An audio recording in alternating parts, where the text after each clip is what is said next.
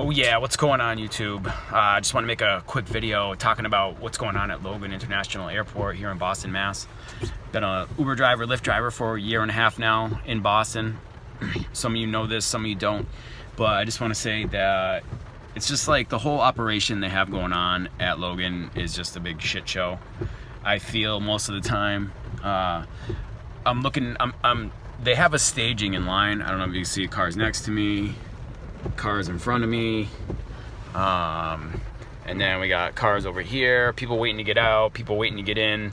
I think the attendants here, the lot attendants that the airport hires, I think they're just like controlling everything, and they end up just like making things matters worse than what they need to be. I don't know, the scope of what their jobs are really need to be more defined. Just looking at all these empty spots everywhere, and yet I can't get into the lot. But luckily, when you're at the waiting lot, let's see if you can get this right here.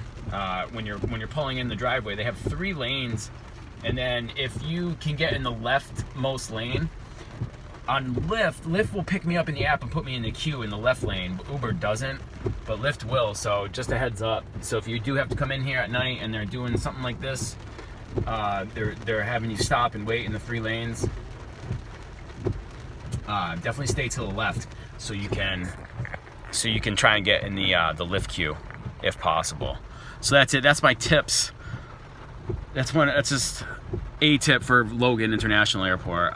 Most of the time I try to stay out of here because I think you waste a lot of time here, but it can be good at sometimes, and it's nice to come in and take a break from the road sometimes and just wait and know when your next ride's going to be coming.